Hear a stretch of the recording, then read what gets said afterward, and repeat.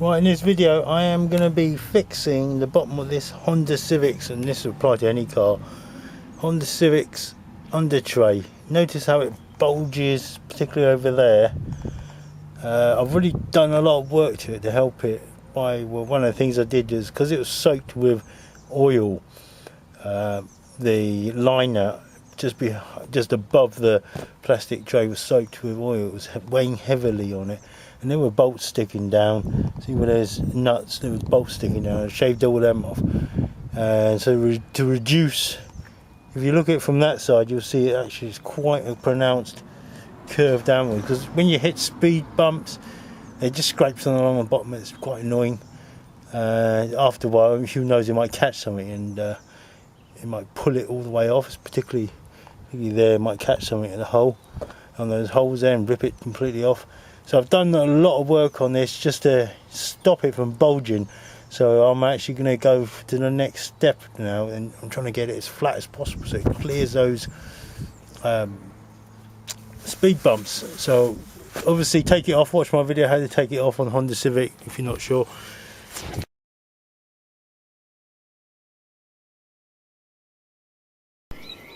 Well, this is a few days later, and actually I kind of gave up on the idea, and then I thought to myself I should actually do it when I had a real good think about it. The reason why I gave up on it is because I thought maybe this would block the airflow, or any object would block the airflow. Now, I was going to use like a small square section aluminium rod, but in the end I decided not to do that, because I think if it was to hit a bump, the aluminium will bend and it'll permanently stay that shape, whereas this is more flexible. It's a bump, although the purpose of it is to lift it from hitting a bump. It still might hit a bump and this will return to its shape.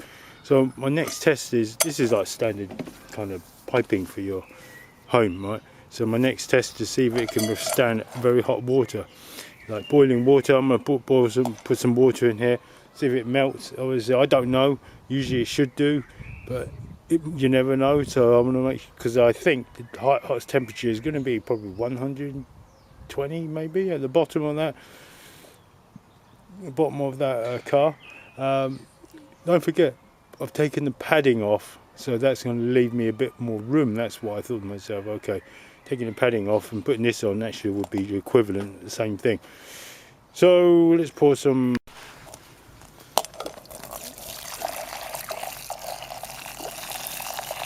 straight off the boil. Yeah, it's deforming a bit, isn't it?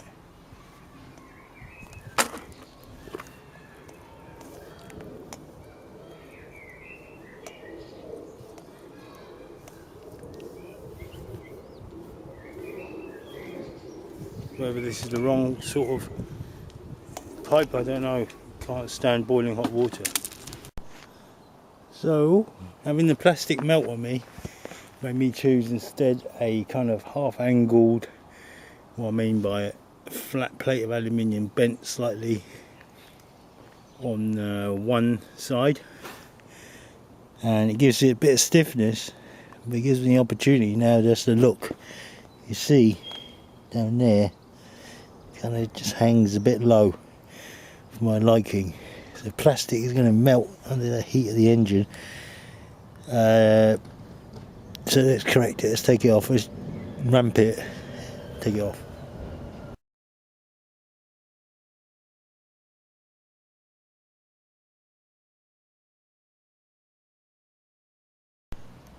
So here's the UnderTray off, and you see this white plastic there, that's already been repaired, and it's not the greatest thing. It's quite stiff, so I'm going to drill through it. So I'm going to be drilling here, and of course same on the other side, and a number of two holes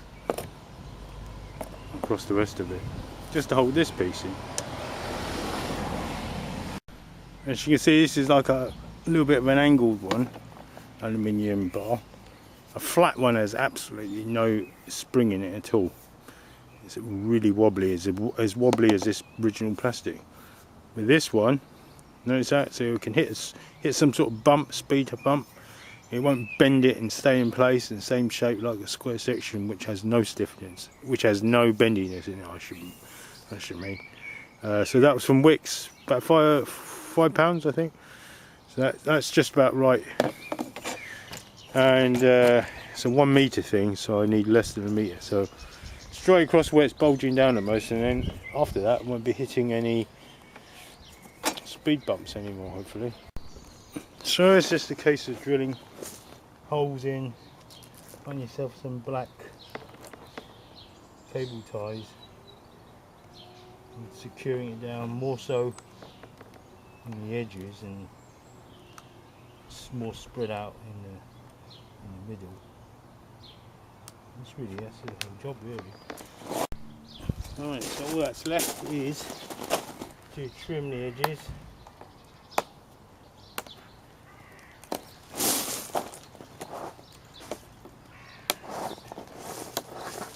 Sometimes I think it might be better just to, the person who ever put this white plate in it, just to get a scrap on these and don't bother with either, but it's that one.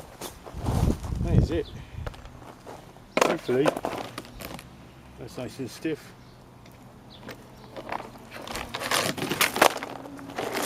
Don't want to catch the wind too much. Should be nice and stiff. Right, let's install it back on. See what it looks like. So this is the final outcome, and it looks a bit better now. Where I had it previously, when the UnderTray's lining was soaked with oil, it was hanging probably only like a couple of inches above, hanging down so low.